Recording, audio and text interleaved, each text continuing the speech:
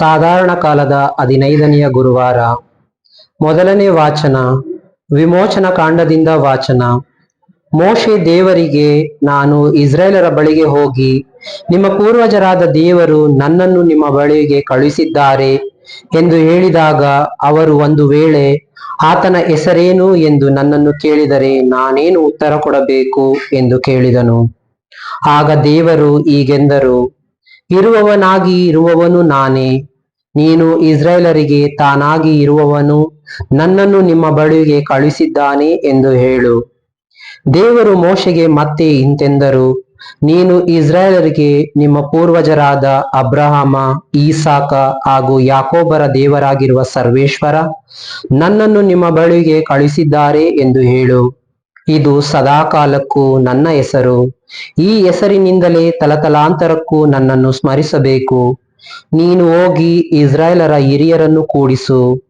ಅವರಿಗೆ, ನಿಮ್ಮ ಪೂರ್ವಜರ ದೇವರು, ಅಂದರೆ ಅಬ್ರಹಾಮ, ಈಸಾಕ ಹಾಗೂ ಯಾಕೋಬರ ದೇವರು ಆಗಿರುವ ಸರ್ವೇಶ್ವರ ನನಗೆ ದರ್ಶನ ಕೊಟ್ಟು ನಿಮ್ಮ ವಿಷಯದಲ್ಲಿ ಹೀಗೆಂದಿದ್ದಾರೆ, ನಿಮ್ಮನ್ನು ಈಜಿಪ್ಟ್ ದೇಶದಲ್ಲಿ ನಿಮಗೆ ಸಂಭವಿಸಿದೆಲ್ಲವನ್ನು ನಾನು ಕಣ್ಣಾರೆ ಕಂಡು ತಿಳಿದುಕೊಂಡಿದ್ದೇನೆ. ಈಜಿಪ್ಟಿನಲ್ಲಿ ನಿಮಗುಂಟಾಗಿರುವ ಸಂಕಟಗಳಿಂದ ನಿಮ್ಮನ್ನು ಪಾರು ಮಾಡಿ ಹಾಲು ಜೇನು ಹರಿಯುವ ನಾಡಿಗೆ, ಅಂದರೆ ಕಾನ್ಯಾನರು, ಹಿತ್ತಿಯರು, ಅಮೋರಿಯರು, ಪೆರಿಜಿಯರು, ಇವ್ರಿಯರು ಹಾಗೂ ಎಬೋಸಿಯರು ವಾಸವಾಗಿರುವ ನಾಡಿಗೆ ಬರಮಾಡಬೇಕೆಂದು ತೀರ್ಮಾನಿಸಿದ್ದೇನೆ ಎಂದು ತಿಳಿಸು.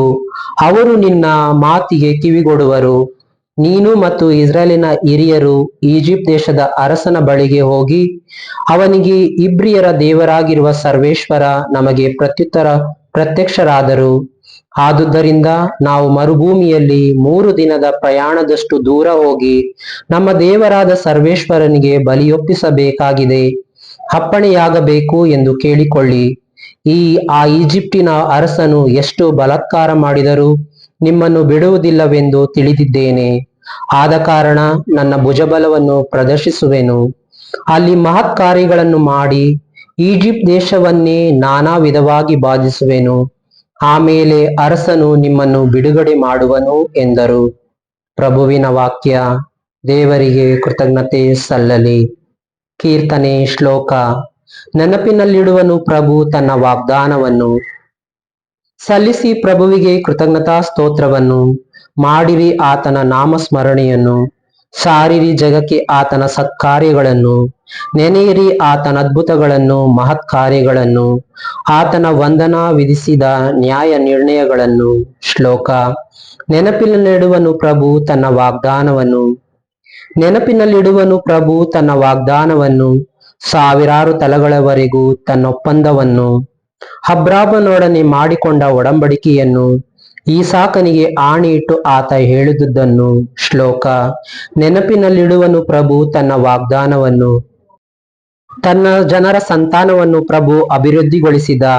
ಶತ್ರುಗಳಿಂದಲೂ ಅವರನ್ನು ಬಲಿಷ್ಠರನ್ನಾಗಿಸಿದ. ಮಾರ್ಪಡಿಸಿದ ಈಜಿಪ್ಟರನ್ನು ತನ್ನ ಜನರನ್ನು ದ್ವೇಷಿಸುವಂತೆ, ತನ್ನ ದಾಸರೊಡವನ್ನು ಕುಯುಕ್ತಿಯಿಂದ ನಡೆದುಕೊಳ್ಳದಂತೆ. ಶ್ಲೋಕ. ನೆನಪಿನಲ್ಲಿಡುವನು ಪ್ರಭು ತನ್ನ ವಾಗ್ದಾನವನ್ನು.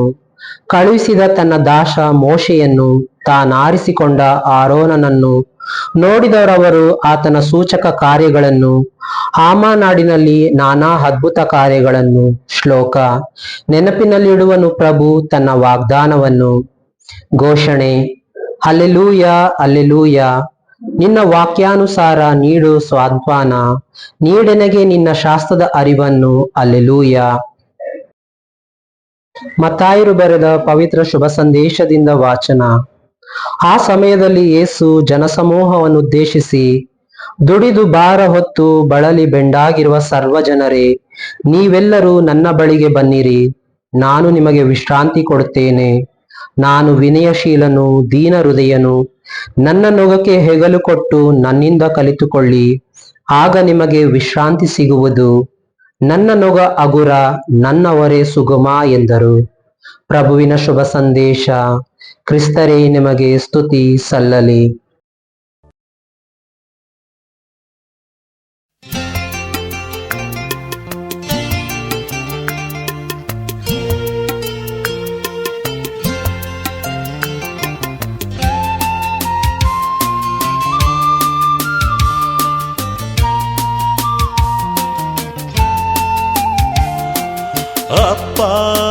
ಪಿತನೇ ಅಪ್ಪ, ಅಪ್ಪ ಪಿತನೇ ಅಪ್ಪ, ಅಪ್ಪ ಪಿತನೇ ಅಪ್ಪ, ಅಪ್ಪ ಪಿತನೇ ಅಪ್ಪ. ನಿನ್ನ ನಾಮಕ್ಕೆ ಸ್ತೋತ್ರ ದೇವ, ನಿನ್ನ ರಾಜ್ಯ ಬರಲಿ ದೇವ, ನಿನ್ನ ಚಿತ್ತ ನಡೆಯಲಿ ದೇವ. ನಿನ್ನ ನಾಮಕ್ಕೆ ಸ್ತೋತ್ರ ದೇವ, ನಿನ್ನ ರಾಜ್ಯ ಬರಲಿ ದೇವ, ನಿನ್ನ ಚಿತ್ತ ನಡೆಯಲಿ ದೇವ. ಅಪ್ಪ ಪಿತನೇ ಅಪ್ಪ, ಅಪ್ಪ ಪಿತನೇ ಅಪ್ಪ, ಅಪ್ಪ ಪಿತನೇ ಅಪ್ಪ, ಅಪ್ಪ ಪಿತನೇ ಅಪ್ಪ.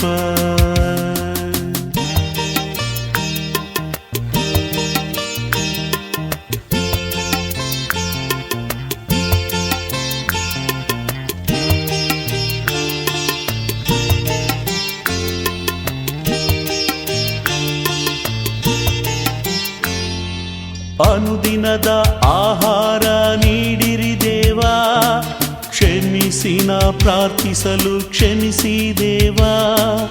ಅನುದಿನದ ಆಹಾರ ನೀಡಿರಿ ದೇವ, ಕ್ಷಮಿಸಿ ನಾ ಪ್ರಾರ್ಥಿಸಲು ಕ್ಷಮಿಸಿ ದೇವ. ಶೋಧನೆಯ ಬಲೆಯಿಂದ ಬಿಡಿಸಿ ದೇವ, ಕೇಡುಗಳಿಂದೆನ್ನ ರಕ್ಷಿಸು ದೇವ. ಶೋಧನೆಯ ಬಲೆಯಿಂದ ಬಿಡಿಸಿ ದೇವ, ಕೇಡುಗಳಿಂದೆನ್ನ ರಕ್ಷಿಸು ದೇವ. ಅಪ್ಪ ಪಿತನೇ ಅಪ್ಪ, ಅಪ್ಪ ಪಿತನೇ ಅಪ್ಪ, ಅಪ್ಪ ಪಿತನೇ ಅಪ್ಪ, ಅಪ್ಪ ಪಿತನೇ ಅಪ್ಪ.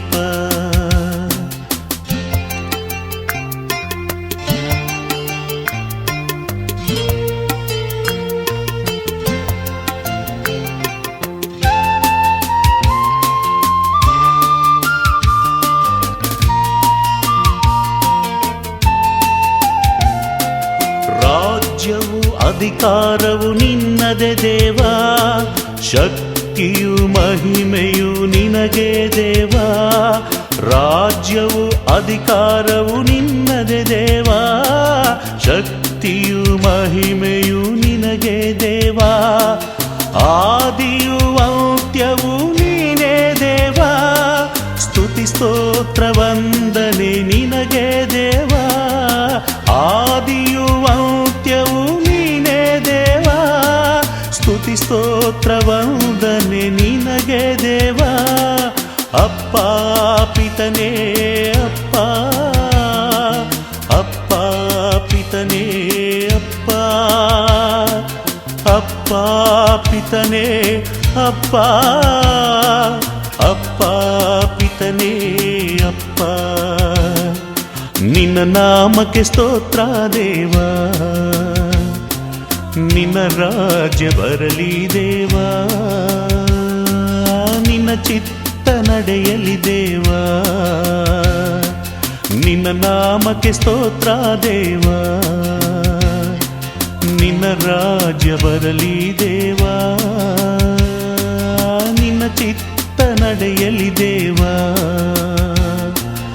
ಅಪ್ಪ ಪಿತನೇ ಅಪ್ಪ, ಅಪ್ಪ ಪಿತನೇ ಅಪ್ಪ, ಅಪ್ಪ ಪಿತನೇ ಅಪ್ಪ, ಅಪ್ಪ ಪಿತನೇ